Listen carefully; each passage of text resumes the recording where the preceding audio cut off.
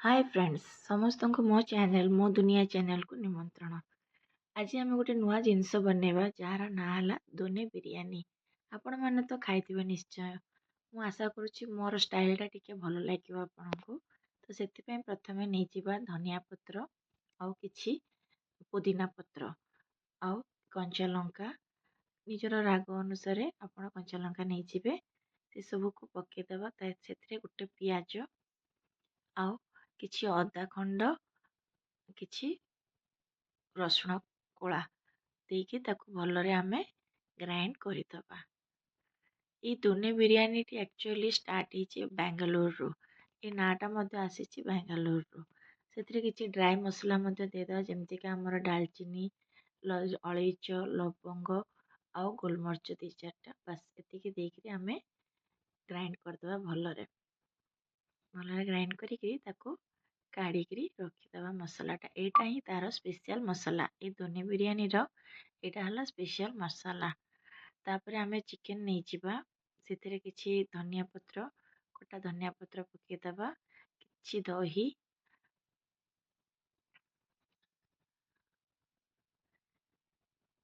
आ किछि कटा प्याज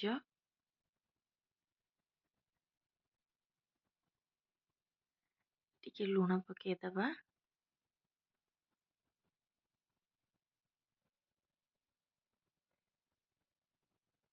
तापरे बेसिक मसला जेमति हमर हळदी गुंड लंका गुंड आमे से आगुरु लंका बाटीचे तो ताकू धरिकरी आपण लंका पकेबे जीरा गुंड धनिया गुंड सब पकेदबा।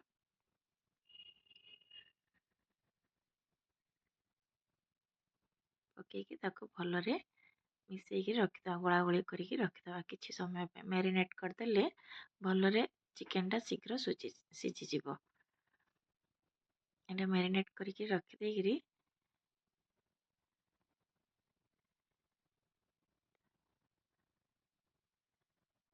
तापरे आमे गोटे ओसारिया पात्र बसेबा डेक्ची हो किंबा टिके तसला टाइप रो। एक्चुअली एटा पितल रे कले बहुत टेस्ट लागे किंतु मु एठी रसरे बनाउची तो किछि तेल नहीं जिबा।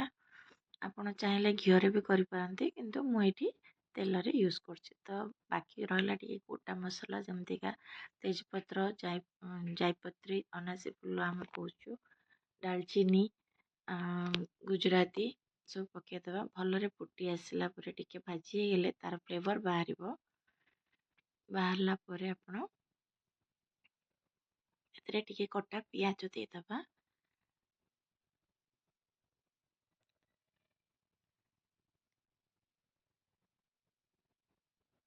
देकी टिके समय तक पियाजटा को भाजी दबा जेमति पियाजटा टिके नाकू कलर चेंज हबो।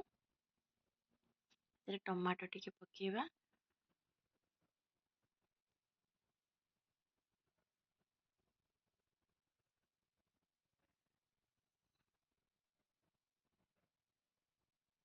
घोड़ा घोड़ी करके टिके टमाटा स्मूथ हला पर्यंत टिके समय भाजी दबा टमाटो और पियाज।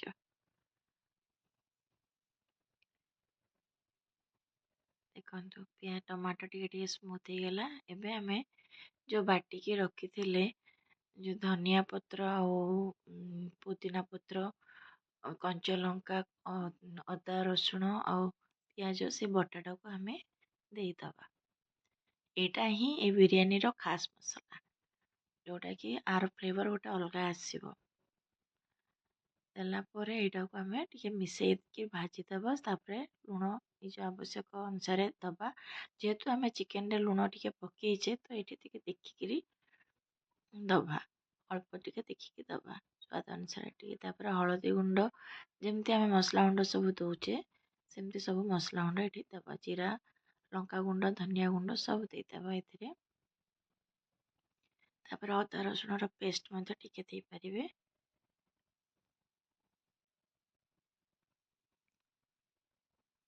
ए मसला को भलरे भाजिबा। बहुत सहज बेसी तेल यूज हबो नहीं अल्प तेल रे बिरयानी रो फ्लेवर आसीबो बढ़िया भी लागिबो।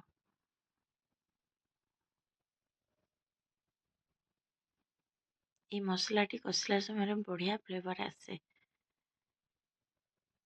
ତାପରେ ଅଦା ରସୁଣ ବଟା ଟିକେ ଦେଇକିରି ତାକୁ ସବୁ ଗୋଳାଗୋଳି କରିଦେବା। ବର୍ତ୍ତମାନ ଆମେ ଯେଉଁ ଚିକେନଟାକୁ ମ୍ୟାରିନେଟ୍ କରି ରଖିଥିଲେ ସେଇଟାକୁ ଆମେ ପକେଇବା।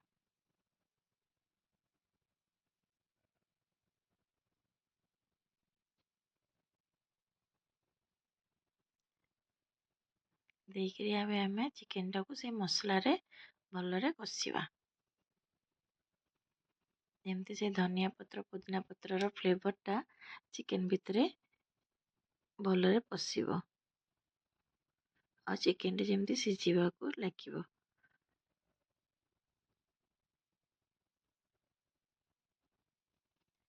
ଭଲରେ ଦେଖନ୍ତୁ, ଭଲରେ ଗୋଳାଗୋଳି କରିକିରି କଷିବା। ଘୋଡ଼ାଘୋଡ଼ି କରିକିରି ତାପରେ ଟିକେ ପାଣି ଦେଇକିରି ମଧ୍ୟ ଚିକେନଟା ସିଝିବା ପାଇଁକା ଅଳ୍ପ ମସଲା ପାଣି ଦେବା। ଦେଇକିରି ଚିକେନଟାକୁ ଯେମିତି ଭଲରେ ସିଝିଲା ଅବସ୍ଥାକୁ ଆସିବ। 70% ସିଝିବା ଆସିଲେ ତାପରେ ଆମେ ଆଉ ଟିକେ ପାଣି ଦେବା। ଚାଉଳ ଆମେ ଆଗରୁ ଧୋଇକିରି ବତୁରେଇକି ରଖିଥିବା।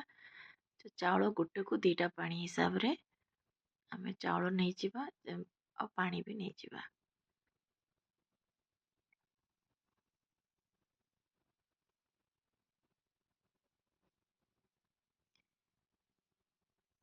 ଗ୍ୟାସର ଫ୍ଲେମ୍ଟା ଟିକେ ହାଇ କରିବା। ଏସବୁକୁ ଭଲରେ ଗୋଳେଇ ଦେବା।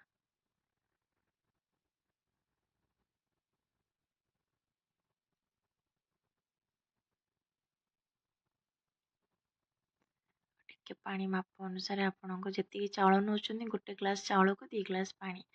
ତ ଯେଉଁ ପରିମାଣରେ ଚାଉଳ ନେବେ ସେ ଅନୁସାରେ ପାଣି ମଧ୍ୟ ଦେବେ।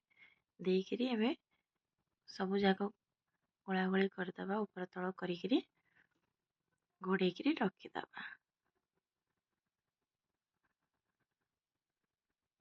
ଦେଖନ୍ତୁ, ଆପଣଙ୍କର ରେଡ଼ି ହେଇଗଲା ଦୋନେ ବିରିୟାନୀ। ଆର ଫ୍ଲେଭରଟି ବହୁତ ଟେଷ୍ଟି ଲାଗେ। ବହୁତ ସୁନ୍ଦର ଆସେ ଫ୍ଲେଭର ଆଉ ଖାଇବାକୁ ମଧ୍ୟ ବହୁତ ଟେଷ୍ଟି।